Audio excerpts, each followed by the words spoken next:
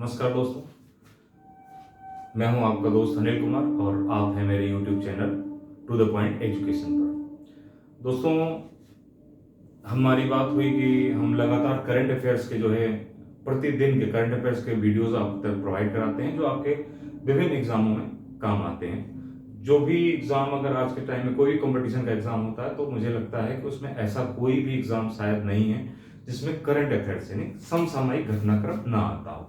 क्या है समसामयिक? समसामयिक सामयिक घटनाक्रम, समसामयिक घटनाक्रम, जिसको आप अंग्रेजी में करंट अफेयर्स के नाम से जानते हैं, करंट अफेयर्स के नाम से। ठीक, तो करंट अफेयर्स क्या होता है? प्रतिदिन के ऐसे क्वेश्चंस जो आपके कंपटीशन के एग्जाम में आने लायक हों, इस लायक हों कंपटीशन के एग्जाम में आ सकें। तो आज है आपका 9 सितंबर 2022 और हम चर्चा करेंगे 9 सितंबर 2022 है और आज हम चर्चा करेंगे आज के कुछ महत्वपूर्ण क्वेश्चनों पे, कुछ सवालों पर। आपको बता दें कि ये कैसे उपयोगी है आपके लिए, और ये भी हम बात करते हुए चलेंगे कि क्वेश्चन पूछे कैसे जाते हैं। तो हम आज के क्वेश्चनों को लेंगे, 2 4 5 क्वेश्चन, जो भी 6 क्वेश्चन जो भी हमारे इंपॉर्टेंट है, जो आपके एग्जाम में आने योग्य हैं, उनकी बात करेंगे। ये कैसे इंपॉर्टेंट है दोस्तों और कैसे क्वेश्चन पूछे जा सकते हैं, तो मैं आपको बताता चलूं कि अगर आप जो भी एग्जाम है, सपोज करो कि अगर आपका एग्जाम 20 अक्टूबर को है, अगर कोई सपोज करो आपका एग्जाम 20 अक्टूबर को है, तो इसके पहले का लगभग 7 से 8 महीने पहले तक के जो भी समसामयिक घटनाक्रम हुई, करंट अफेयर्स है, वो आपके लिए बेहद इंपॉर्टेंट है। वैसे तो अगर आप 1 ईयर, अगर आप बात करते हैं शिक्षा अधिकारी की बात करते हैं, आप पीसीएस की बात करते हैं, आप बाकी किसी भी एग्जाम की बात करते हैं, 1 ईयर का अगर आप पूरा करंट अफेयर्स तैयार रखते हैं तो आपका उससे क्वेश्चन नहीं जाने वाला।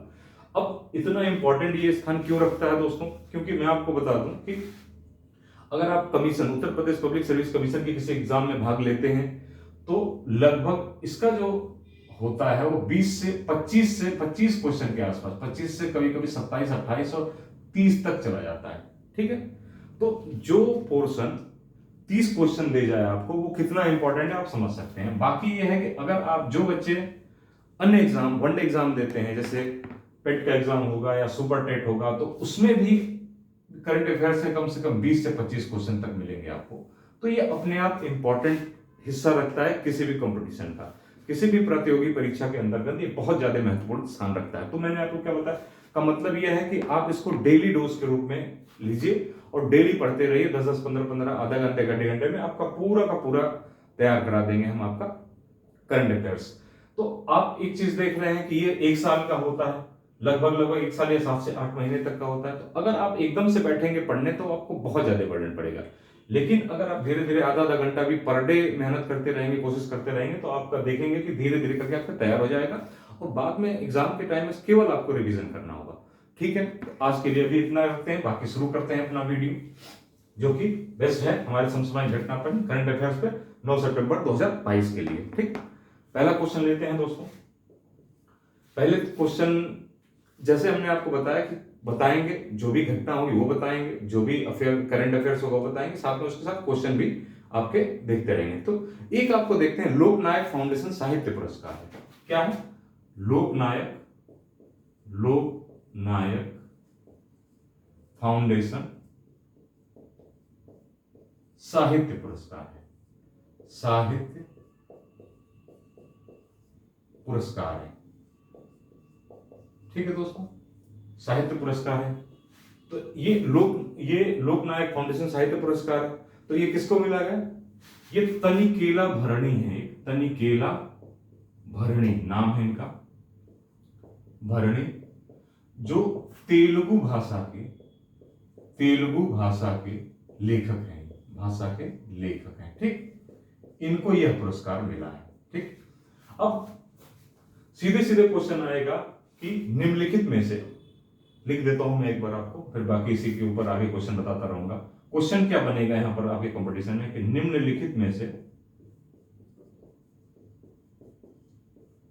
में से किसको किसको ये लोकनायक फाउंडेशन साहित्य पुरस्कार, यहां पे लिखा होगा, प्रदान किया गया है, प्रदान किया गया है। ए कोई नाम होगा, बी कोई नाम होगा, सी कोई नाम होगा, माना कि सी की जगह पर आपका लिखा होगा ये तनिकेल भरणी, तनिकेल भरणी। आप इसको टिक करेंगे, गोला करेंगे, आपका काम हो जाएगा, आंसर बिल्कुल सही होगा। ठीक है दोस्तों, तो ऐसे करके क्वेश्चन आते हैं एग्जामिनेशन में, इस तरीके क्वेश्चन पूछा जाता है। यहां पर यह भी पूछ सकता है कि लोकनायक फाउंडेशन पुरस्कार हाल ही में ये दिया गया है तनिकेल भरणी को, यह किस भाषा के लेखक हैं, तो तेलुगु भाषा के। आप यहां पर तेलुगु भाषा इसी ऑप्शन में लिखा होगा, आप तेलुगु भाषा लिखेंगे और आगे बढ़ जाएंगे। ठीक, इस तरीके के क्वेश्चन आते हैं और इस तरीके से क्वेश्चन बनते हैं और इसका आंसर इस तरीके से होता है। ठीक, नेक्स्ट क्वेश्चन को लेते हैं हम। जैसे तो अभी हाल ही में आपने देखा दोस्तों कि भारत के जो रक्षा मंत्री हैं, भारत के रक्षा मंत्री श्री राजनाथ सिंह जी, श्री राजनाथ सिंह जी, राजनाथ सिंह, इन्होंने एक मंगोलिया देश है, मंगोलिया की यात्रा की, मंगोलिया की यात्रा की इन्होंने। तो मंगोलिया जब राजनाथ सिंह जी माननीय रक्षा मंत्री मंगोलिया गए तो उनको एक घोड़ा गिफ्ट किया गया, एक घोड़ा वहां पर पुरस्कार में दिया गया जिसका नाम तेजस है, उसका नाम क्या था, तेजस। ये घोड़ा गिफ्ट किया गया है जिसका नाम तेजस है। ठीक, तो अब देख लेते हैं कि क्वेश्चन किस तरीके से बनेगा। वहां पर क्या किया गया, घोड़ा गिफ्ट किया गया। अब मंगोलिया की राजधानी क्या है, उलन बटोर, ये आप नोट कर लीजिए, उलन बटोर। कई बार ऐसा होता है कि क्वेश्चन राजधानी का पूछ देता है, हालांकि ये क्वेश्चन आपका करंट का नहीं, ये ज्योग्राफी का क्वेश्चन हो जाएगा। आपको ये बताएं दोस्तों कि जब कोई कंपटीशन की तैयारी कर रहे होते हैं, किसी भी प्रतियोगी परीक्षा की तैयारी कर रहे होते हैं, तो वहां कोई क्वेश्चन सब्जेक्ट का नहीं होता, कोई क्वेश्चन किसी बेस सब्जेक्ट का नहीं होता, इसका नहीं होता, लगभग हर चीज मिली हुई होती है। कोई भी कभी इकोनॉमी का फैक्टर भी यही काम कर जाएगा, हो सकता है कि पॉलिटी का क्वेश्चन आ जाएगा किसी मामले में। तो ये अब यहां देखिए, ये ज्योग्राफी, तो ये आपकी ज्योग्राफी तैयार हो रही है, इस तरीके से चीजें बदलती चली जाती हैं। ठीक है, तो हम आते हैं, राजनाथ सिंह जी घोड़ा गिफ्ट किया गया, तेजस नाम है उसका। ये एक प्रथा रही है दोस्तों कि जब भी मंगोलिया कोई राष्ट्राध्यक्ष हमारा जाता है या कोई ऐसा जाता है तो वहां पर घोड़ा, क्योंकि मंगोलों का आक्रमण, अगर इतिहास आपने पढ़ा है कभी बार, अगर आपने थोड़ा बहुत भी जाना होंगे, तो मंगोलों का आक्रमण, जो उनके घोड़े, मंगोल के घोड़े बहुत मशहूर थे, जिससे वो आक्रमण किया करते थे और पूरा विश्व उनसे परेशान रहता था। खासतौर भारत पर बहुत ज्यादा प्रभाव पड़ता था उस समय। अगर आप जाएंगे दिल्ली सल्तनत और उस साइड में जाएंगे, दिल्ली सल्तनत अगर आप इतिहास पढ़े होंगे थोड़े, मेडुअल इंडिया, मेडुअल में जाएंगे तो आपको ये मंगोलों के आक्रमण के बारे में पता है। चंगेज खान का नाम सुना होगा, मंगोल था, उसने कैसे तहस नहस कर दिया था। तो घोड़ा बहुत महत्वपूर्ण है मंगोलिया में, इसलिए ये क्या हुआ दोस्तों, तेजस। तो ये आप क्वेश्चन कैसे बनेगा यहां पर बता कि हाल ही में लिख दिया, यहां पर क्वेश्चन बनाएगा, हाल ही में मंगोलिया की यात्रा पर राजनाथ सिंह रहे, उनको एक घोड़ा पुरस्कृत किया गया, उसका नाम निम्नलिखित में से क्या था। ठीक, उसका नाम निम्नलिखित में से क्या था। तो 3-4 नाम दिया रहेगा जिसमें तेजस भी होगा। अगर आपने नहीं पढ़ा है तो आप सोचेंगे तेजस तो वैसे भी एरोप्लेन होता है, एयरक्राफ्ट है, जो हमारा वायुसेना का लड़ाकू विमान है तेजस। तो आपको जानना जरूरी है, अगर आप पढ़े रहेंगे तो आप तुरंत क्वेश्चन का आंसर करेंगे। ठीक है, तो ये इंपॉर्टेंट क्वेश्चन रहा है, जो कि आपके अभी हमने आज इसको लिखवा है, याद रहे, तेजस घोड़े का नाम है जिसको मंगोलिया में दिया गया था। ठीक है, अब आ जाते हैं, क्या है, एक है दोस्तों UNESCO global network of learning cities, UNESCO global network for learning, क्या है, UNESCO global network of learning city, UNESCO global network of learning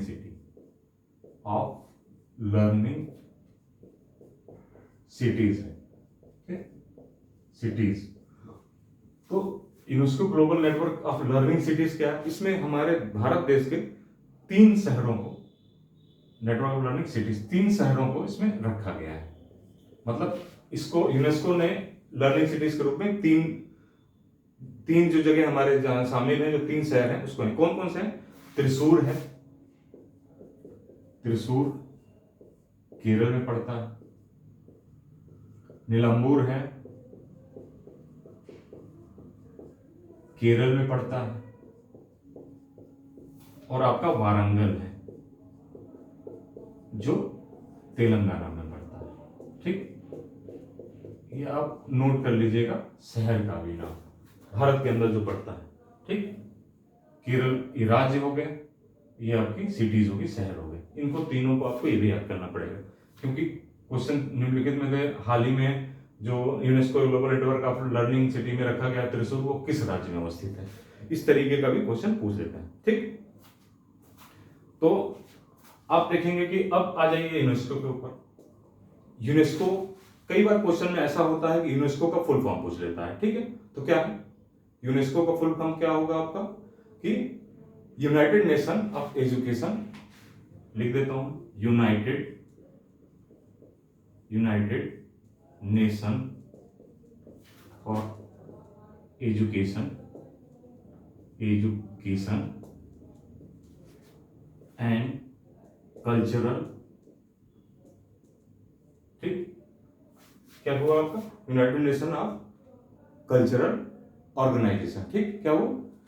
United nation for education and cultural organisation. इसका मुख्यालय कहां होता है? मुख्यालय, तो मुख्यालय आपका पड़ता है पेरिस में। पेरिस कहां पर है? फ्रांस में।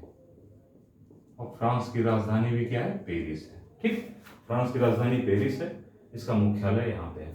तो अब देखिए आप करंट अफेयर्स के साथ साथ में एक आपको ये भी क्वेश्चन, जो कि यूनेस्को का फुल फॉर्म भी आ गया, एग्जामों में अलग से पूछा जाता है यूनेस्को का फुल फॉर्म, आप एक अलग सेगमेंट की तरफ से। क्या है? United nation for education and cultural organisation. मुख्यालय कहां है? फ्रांस में है, पेरिस राजधानी उसकी फ्रांस में। ठीक है दोस्तों, तो ऐसे करके क्वेश्चंस आपको पूछे जाते हैं। अब आप कहो इसके लिए क्वेश्चन फाउंड कर दें, तो क्वेश्चन फाउंड कैसे करेगा बोल देता हूं मैं कि यूनेस्को ग्लोबल लर्निंग सिटीज में निम्नलिखित में से कौन कौन से शहर शामिल हुए हैं। तो सीधे सीधे ऐसे करके भी दे सकता है कौन कौन से शहर शामिल हुए हैं। तो ए बना दिया, तो कह दिया त्रिशूर आपका, नीलंबूर, और फिर ये बना दिया आपका वारंगल। ठीक है, बी में कर दिया इलाहाबाद, यह प्रयागराज आपका, कह दिया आपका ये इलाहाबाद कर दिया, प्रयागराज कर दिया, कानपुर कर दिया, तीसरा कुछ कर दिया। सी में कर दिया उसने मध्य प्रदेश का भोपाल दे दिया, फिर आपका चेन्नई दे दिया, बेंगलुरु दे दिया, ऐसे करके दे दिया उसने।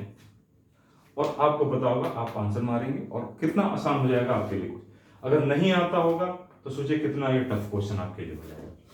तो और ये क्वेश्चंस जो हैं, वो प्रॉब्लम ये है इसके साथ में कि ये क्वेश्चंस आपको डेली पढ़ने पड़ेंगे, क्योंकि कोई सब्जेक्ट के क्वेश्चन तो है नहीं। ये सिटीज वाला है, ये है कि हर बार तो दिया जाए, अगली बार पता नहीं किसी और 3 शहरों को उसमें नामित कर दिया जाए, तो आपके लिए ये चीज गड़बड़ी हो जाएगी। नेक्स्ट क्वेश्चन पे आ जाते हैं कि अब क्या है कि कोविड महामारी, खूब आपने सुना कोविड महामारी के बारे में, कोविड-19। ठीक, अब एक नया टीका आ गया दोस्तों, कोविड महामारी का नया, जो नाक के नोजल से, यानी कि नाक के द्वारा ही, बिना इंजेक्ट किए हुए, ठीक, बिना इंजेक्ट किए हुए इस टीके को आप ले सकते हैं नाक से। क्या नाम है इसका? इसका नाम है CHAD36। क्या नाम है? CHAD36। इसका नाम इंपॉर्टेंट, CHAD36। इसको क्लियरेंस किसने, अब ये कौन बताएगा कि कोविड, ये जो टीका है वो सेफ है कि नहीं सेफ है? आखिर कोई एक कुछ तो होना चाहिए जो कि या कोई भी लाएगा और कोई भी ला करके टीके लगवाने लगेगा। ये ड्रॉप की तरह, नोजल ड्रॉप की तरह आप इसका यूज कर सकते हैं। ठीक है, तो ये कौन बताएगा कि इसमें लगेगा? CDSO है। ठीक है, CDSO करके है, CDSO। ये बताती है दोस्तों कि ये टीका सेफ है या नहीं सेफ है। इसकी क्लियरेंस मिलना जरूरी है। जब तक किसी भी दवा पर इसकी क्लियरेंस नहीं मिलेगी तब तक आपको कोई टीका या आपको कोई दवाई बाहर नहीं जा सकती, ठीक है। तो क्या है, सेंट्रल ड्रग कंट्रोलर ऑर्गेनाइजेशन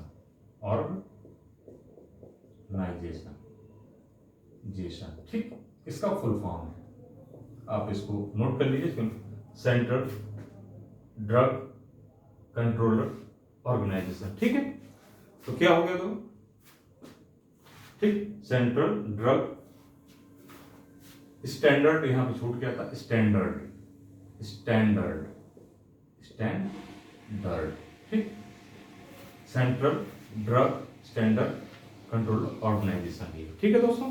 तो ये इंपॉर्टेंट है, CHAD, इसमें सबसे ज्यादा इंपॉर्टेंट है CHAD 36, इसका नाम आप याद रखिए, क्योंकि ये क्वेश्चन तुरंत पूछा जा सकता है, क्योंकि अब तक जो है जितनी भी वैक्सीन थी वो इंजेक्ट कर की जा रही थी, ये एक ऐसी वैक्सीन आई है जो नाक को नोजल की सहायता से इसको लिया जा सकता है, ठीक है दोस्तों। नेक्स्ट क्वेश्चन पे आ जाते हैं। तो मेरा कहने का मतलब ये है दोस्तों कि आप जो भी क्वेश्चन यहाँ पे आ रहे हैं, देख रहे हैं, उसमें लगभग उसके बारे में सारी जानकारी दी जा रही है, ताकि अगर क्वेश्चन इधर उधर से भी आए, कहीं से कुछ इधर उधर आ जाए, तो भी आप उसको कर सकें, ठीक। इसीलिए अब देखिए दोस्तों, एक होता है मानव विकास सूचकांक, बहुत ही इंपॉर्टेंट क्वेश्चन है, खूब पूछा जाता है, हर बार पूछाता है, मानव विकास सूचकांक, ठीक, HDI कहते हैं, ह्यूमन डेवलपमेंट इंडेक्स, ठीक है। हर एग्जाम में पूछेगा, किसी न किसी एग्जाम में घूम फिर के रहना ही रहना है, जो बड़े स्तर के एग्जाम है उसमें जरूर रहता है, बाकी जो वनडे एग्जाम है उनमें भी घूम फिर के रहेगा। तो HDI जो जारी किया गया है वो 2021 का जारी किया गया है, ठीक।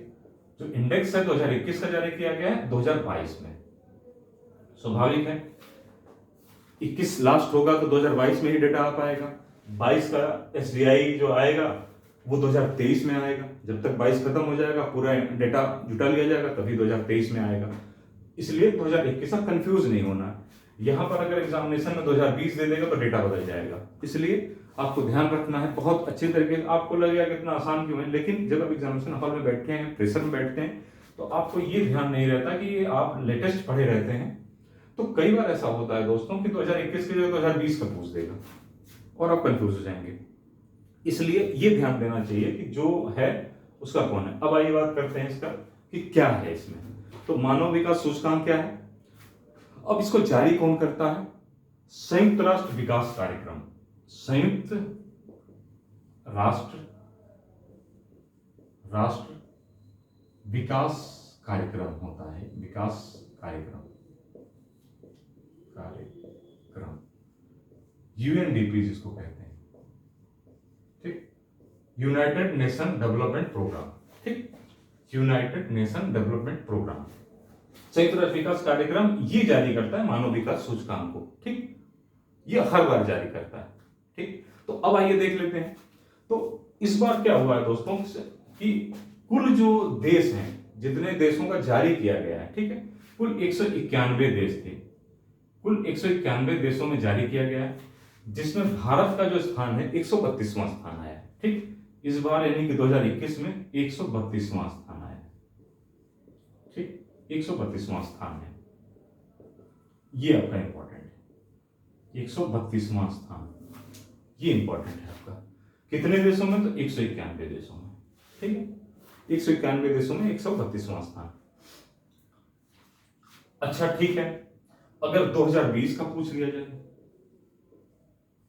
अब 2020 में जो पूछा होगा उसी के हिसाब से तो आप पता लगाएंगे कि इस बार मानव विकास सूचकांक जो है वो बढ़ा है, घटा है, अच्छी है कि बुरा है, ठीक। तो क्या था भैया 220वां में, तो 2020 में आपका जो स्थान पाया था 131 था, 131वां स्थान पाया था, मतलब एक पावदान पीछे घुस गया, यानी मानव विकास सूचकांक जो है पिछले 2020 में 131वें स्थान पे था, इस बार 132वें स्थान पर जाके पहुंचा है। का मतलब यह है कि स्थिति पहले की अपेक्षा मानव विकास सूचकांक की थोड़ी खराब हुई है भारत की। अब ये जो सूचकांक लाया जाता है, आखिर ये क्या वजह है, किस तरीके से लाया जाता है, आखिर इसके अंदर क्या मापा जाता है कि ये सूचकांक लाया जाता है और ये कैसे इंपॉर्टेंट है मानव के विकास के, कि भारत में जो मानव का विकास हो रहा है उसमें क्या स्थिति है वैश्विक स्तर पर, इसके लिए ये सूचकांक जारी किए जाते हैं। ठीक, तो ये सूचकांक आखिर इसमें क्या क्या होता है, तो क्या होता है इसमें औसत आयु, औसत आयु, ठीक, आय कितना आप कमाते हैं, आय कितना आप अर्जन करते हैं, ठीक, और क्या शिक्षा ग्रहण करते हैं आपकी शिक्षा कैसी है। मोटे तौर पर देखा जाए दोस्तों तो मोटे तौर पर इन आयामों को लेकर के ही मानव विकास सूचकांक लगाया जाता है। तो ये इंपॉर्टेंट कैसे हो जाता है कि इसी सूचकांक के माध्यम से वैश्विक स्तर पर यह पता लगा लिया जाता है कि भारत के अंदर औसत आयु की क्या स्थिति, औसत आयु, आय और शिक्षा, इससे लगभग सब कुछ पता लग जाता है। कैसे करके मैं आपको बता दूं, औसत आयु पता लगने का मतलब है कि यहाँ के स्वास्थ्य व्यवस्थाओं का पता चल जाएगा कि स्वास्थ्य व्यवस्थाएं उचित हैं कि नहीं, अच्छी हैं कि नहीं। कैसे करके, अगर स्वास्थ्य व्यवस्था उच्च होगी औसत आयु बढ़ जाएगी। अगर आपको हॉस्पिटल तुरंत मिल जाए, आप बीमार हुए हैं हॉस्पिटल तुरंत मिला, हार्ट अटैक आया है हॉस्पिटल तुरंत मिल गया, तो आप क्या करेंगे, आप बच जाएंगे, आपकी औसत आयु बढ़ जाएगी। आय क्या है, कमाई, कमाई कैसी है, अगर ये आपका जो भी है मानव विकास सूचकांक अगर इसका अंक ऊपर जा रहा है, अच्छा हो रहा है, तो इसका मतलब कि भारत के अंदर लोगों की आय अच्छी होगी, लोग अच्छा कमाते होंगे, पता चल गया। शिक्षा, अगर मानव विकास सूचकांक ऊपर जा रहा है, एसडीआई ऊपर जा रहा है, तो इसका मतलब कि अच्छी शिक्षा व्यवस्था भारत के अंदर दी जा रही होगी। तो एक सूचकांक से ही कितनी सारी इंफॉर्मेशन पता चल रही है। तो आप ये ध्यान दीजिए दोस्तों कि ये इंपॉर्टेंट है और बहुत इंपॉर्टेंट है, वेरी इंपॉर्टेंट आप लिख सकते हैं इस जगह पे, वेरी इंपॉर्टेंट, बार बार क्वेश्चन पूछा जाता है, ये हर बार क्वेश्चन आता है। क्या क्वेश्चन आता है, मानव विकास सूचकांक जारी कौन करता है, यूएनडीपी, संयुक्त राष्ट्र विकास कार्यक्रम, ये भी एक क्वेश्चन बनता है। भारत का कौन-सा स्थान है, 132वां स्थान है 2021 में, कितने देशों में, 191 देशों में, ठीक, और 2020 में कितना था, 131वां स्थान था। क्या क्या आयाम है इसके, तो औसत आयु, आय, शिक्षा, स्वास्थ्य, ठीक है दोस्तों। थोड़ा सा जल्दी जल्दी भी कर रहे हैं ताकि आपको आपकी टाइम भी वेस्ट ना हो और चीजें हो जाए। कोशिश ये है दोस्तों कि थोड़ा टाइम जरूर ज्यादा लग जाए, लेकिन आपको चीजें समझ में आ जाए और आप ये क्लास करके देखिए दोस्तों, वीडियोस के माध्यम से आपको फायदा नजर आएगा। कोई ऐसा क्वेश्चन नहीं है आपके एग्जामिनेशन में आने वाला जो आपसे निकल के चला जाए और आप जाते ही तुरंत गोला करेंगे, क्योंकि गोला करने से ही एग्जामिनेशन पास होते हैं। बिना गोला किए बचपन में जो काम किया करते थे सीखने के लिए, उसी काम को फिर से करना है, गोला करना है। क्या करना, गोला करना। क्यों, कैसे करना, टू द पॉइंट करना है। तो आप कह सकते हैं कि टू द पॉइंट आके करना है, टू द पॉइंट के चैनल पर आकर के करना है। ये टू द पॉइंट के यूट्यूब चैनल पर ही हम गोला करना सीखते हैं, ठीक। नेक्स्ट क्वेश्चन पे आ जाते हैं आपका। तो बात करते हैं कि ब्रिटेन जो है, ब्रिटेन की महारानी एलिजाबेथ तृतीय, सॉरी माफ कीजिए, एलिजाबेथ सेकेंड, इनकी डेथ हो गई है। ये महारानी की डेथ हो गई है इनकी, ठीक, डेथ हो गई है, दुख की बात है। लेकिन ये क्या थी, इंग्लैंड या ब्रिटेन की महारानी थी, ठीक है। अब देखिए इनकी उम्र क्या थी, 96 वर्ष की थी ये, 96 ईयर्स ओल्ड लेडी थी, ठीक, 96 साल की थी, इनकी डेथ हुई। अच्छा ठीक है, अब बताइए कि डेथ अगर हुई है तो कहां हुई है, तो ये स्कॉटलैंड में, स्कॉटलैंड की बालमोरल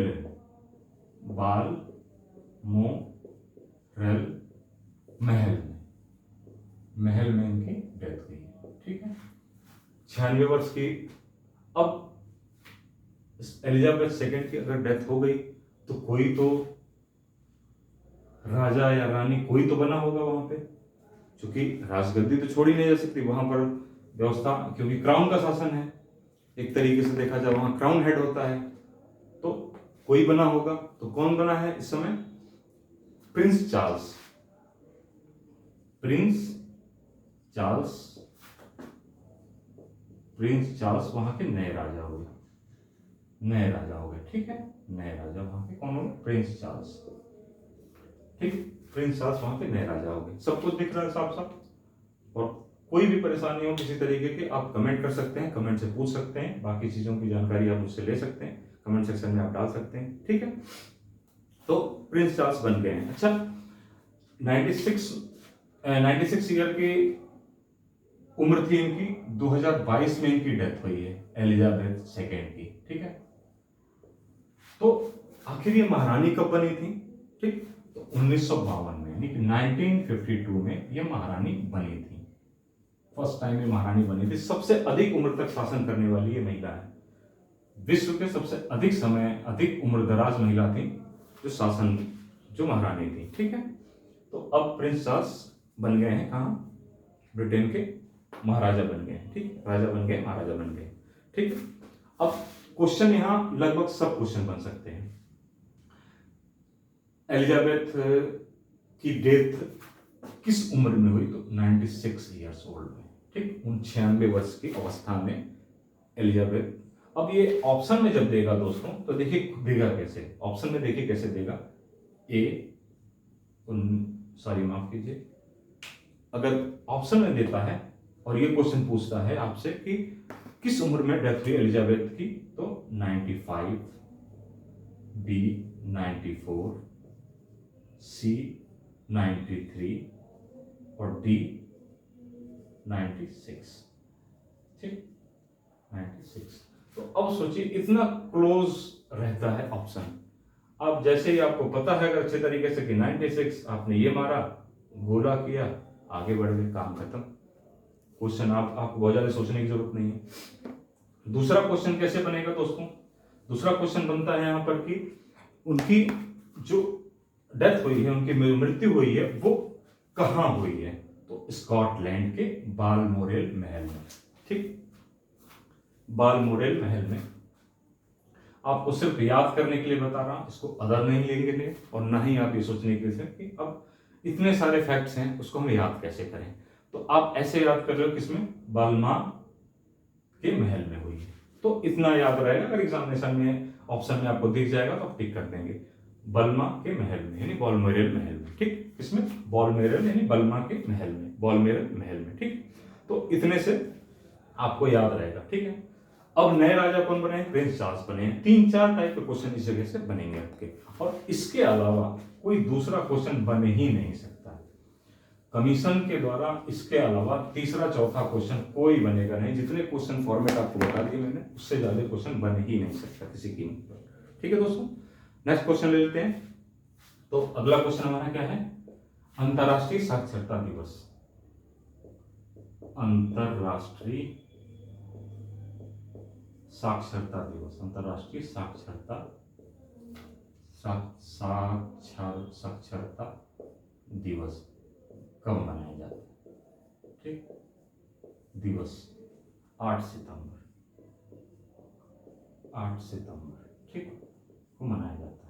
8 सितंबर, 8 सितंबर को अंतरराष्ट्रीय साक्षरता दिवस मनाया जाता है। पहली बार ये साक्षरता दिवस कब मनाया गया था? तो पहली बार 1966 में साक्षरता दिवस मनाया गया था। बहुत इंपॉर्टेंट नहीं है ये, पहली बार 1966 में साक्षरता दिवस मनाया गया था। बहुत इंपॉर्टेंट नहीं है, इसके ऊपर विशेष ध्यान नहीं देना, बस थोड़ा बहुत देखना हो, आपकी इच्छा हो देख लीजिए। अंतरराष्ट्रीय साक्षरता दिवस 8 सितंबर को मनाया जाता है। इंपॉर्टेंट क्या है? अब इसकी थीम होती है दोस्तों, थीम, ये बहुत इंपॉर्टेंट है, वेरी इंपॉर्टेंट कह सकते हैं आपको, क्योंकि अब तक जो क्वेश्चन पूछा कराया जाता था वो यहाँ से क्वेश्चन पूछा जाता था कि 8 सितंबर कब अंतरराष्ट्रीय साक्षरता दिवस मनाया जाता है। अब उसकी थीम पर ज्यादा कमीशन, क्योंकि दिन ब दिन क्या हो रहा है दोस्तों, कंपटीशन टफ हो रहा है, बच्चे बहुत आ रहे हैं, तो धीरे धीरे पैटर्न भी थोड़ा थोड़ा बदलता रहता है। तो क्या है, थीम पर बहुत ज्यादा क्वेश्चन पूछे जा रहे हैं। अब थीम पूछ रहे हैं क्या है, तो ट्रांसफॉर्मिंग लिटरेसी लर्निंग स्पेस, ठीक, क्या है, आप अगर देखें थीम क्या है इसकी, तो क्या है, ट्रांसफॉर्मिंग लिटरेसी, फार्मिंग लिटरेसी, ठीक, क्या है? ट्रांसफार्मिंग लिटरेसी लर्निंग स्पेस, ठीक है। ये थीम बहुत इंपॉर्टेंट है, ट्रांसफॉर्मिंग लिटरेसी लर्निंग स्पेस। इसको आपको याद रखना पड़ेगा। 8 सितंबर और ये दो चीज से क्वेश्चन आपका, एक क्वेश्चन कहीं नहीं गया, एक दिवस के रूप में क्वेश्चन आता है जिसमें ये भी कहा जाता है। बहुत सारे आते हैं क्वेश्चन जिसमें से एक ये दिया जाता है, ठीक है दोस्तों। तो यहां से बहुत ज्यादा नहीं, एक क्वेश्चन बनेगा ऐसे ही जैसा आपको बता दिया है। तो अगला क्वेश्चन ले लेते हैं। Miss Earth India, Miss Earth India का अभी आयोजन किया गया था। कहां पे किया गया था? दिल्ली में इसका आयोजन किया गया था। मिस अर्थ इंडिया का आयोजन कहां किया गया था? दिल्ली में किया गया था, ठीक है। तो ये क्या है? इसको जीता कौन है? वंशिका परमार है। एक वंशिका परमार जो कि हिमाचल प्रदेश से बिलोंग करती है, ठीक, हिमाचल प्रदेश से बिलोंग करती है वंशिका परमार। तो इन्होंने ये जीता है, वंशिका परमार ने। अब ये तो इंपॉर्टेंट है ये, लेकिन अब क्या होगा कि एक होता है दोस्तों वर्ल्ड मिस अर्थ का कंपटीशन होता है, ठीक है। मिस अर्थ प्रतियोगिता होती है वर्ल्ड लेवल की, ये तो मिस अर्थ इंडिया थी, लेकिन मिस अर्थ प्रतियोगिता होती है, मिस अर्थ प्रतियोगिता जो होती है विश्व लेवल की, वर्ल्ड लेवल की होती है, ठीक है। प्रतियोगिता ये होनी है, ये होती है फिलीपींस में होनी है, ठीक है दोस्तों। तो यहां पर ये भारत का प्रतिनिधित्व तो वंशिका परमार जी करेंगी, मतलब भारत की तरफ से जो जाएंगी यहां पर परफॉर्म करने के लिए वो वंशिका परमार जी ही जाएंगी। अब जब ये प्रतियोगिता यहां संपन्न होगी, इसकी राजधानी मनीला, फिलीपींस की राजधानी मनीला होती है। जब ये यहां जाएंगी तब अब जो जीतेगा फिर क्वेश्चन बाद में बनेगा, ठीक। तो ये एक तरीके से आपका आज का यानी कि 9 सितंबर 2022 के लिए जो समसामयिक की घटनाक्रम था उसका समाप्त होता है, ठीक है दोस्तों। ऐसे ही आपके लिए क्वेश्चंस लाते रहेंगे, वीडियोस लाते रहेंगे, धीरे धीरे करके अच्छे क्वेश्चनों को देखेंगे। और मैं आपको बता दूं करंट अफेयर्स दोस्तों बहुत इंपॉर्टेंट रोल रखता है प्रतियोगिता परीक्षा में आपको एज लेने के लिए किसी भी प्रतियोगी छात्र से। कैसे करके कि सब ये ऐसी चीजें हैं कि बहुत ऐसे बच्चे होते हैं दोस्तों जो जॉब में हैं, ऐसे वैसे हैं, इन जगहों पे फंसे हुए होते हैं, वो इनको कवर नहीं कर पाते हैं। और ये जो है कम से कम 25 से 30 क्वेश्चन के बीच में दे जाता है। और अगर आपका ये तैयार है, और सबसे खास बात बताऊं कि अगर करंट अफेयर्स अच्छे से पढ़ी गई है तो ये अगर 25 क्वेश्चन आए हैं आउट ऑफ, तो इसमें से 20 क्वेश्चन तक आराम से हो जाते हैं। मतलब ये है कि ये 20 क्वेश्चन हो जाते हैं आराम से, इसको आप आसान मत समझिए। आसमान के नीचे जो कुछ हो रहा है वो सब करंट अफेयर्स यानी समसामयिक घटनाक्रम का पार्ट होता है, सिलेबस के अंदर होता है, संसार के अंदर जो भी कुछ होता है, इसलिए आसान नहीं है। 20 क्वेश्चन कहीं नहीं जाते हैं अगर आप ध्यान से किए हैं तो यहां से वो पढ़ने वाला लड़का एज ले लेता है। तो फिर मैंने आपको बताया कि लगभग 1 ईयर प्लान मान के चलिए, अगर 1 ईयर आप प्लान मान के चलते हैं, इसमें 1 ईयर का अगर लेके चलते हैं आप पूरा, सपोज करो कि अगर अगले साल जो है, अगर जनवरी फरवरी मार्च में अगर कोई एग्जाम 2000 है, सपोज करो कि अगर यहाँ पर मान लीजिए कि जनवरी फरवरी मार्च किसी महीने 2030 में अगर एग्जाम कोई होना है तो आप वैलिड हैं 2022 जनवरी फरवरी, 2022 के जनवरी का ही मान लेंगे कोई एग्जाम होता है तो जनवरी से लेकर के 23 जनवरी तक आपका अगर पूरा सिलेबस कवर है, पूरा आपका करंट अफेयर्स तैयार है, तो आपका ये 20 क्वेश्चन भी बढ़ सकता है, 22 भी चला सकता है, उसके ऊपर भी जा सकता है, ठीक है दोस्तों। तो आज के लिए इतना ही। बाकी दोस्तों अगले वीडियो में आपको 10 तारीख को अगले नेक्स्ट आपको वीडियो लाएंगे जो डेली डोज है हमारा। हमारे चैनल का नाम टू द पॉइंट एजुकेशन है। मैं हूं अनिल कुमार। आप हमारे चैनल को सब्सक्राइब करिए, दोस्तों के साथ शेयर करिए, ताकि ज़्यादा से ज़्यादा लोग लाभान्वित हों। हम लोगों का एक्सपीरियंस आपके काम आ सके बच्चों, और आप कम उम्र में अच्छी सफलता पा करके और अच्छी जॉब में जा सकें। ठीक है, धन्यवाद।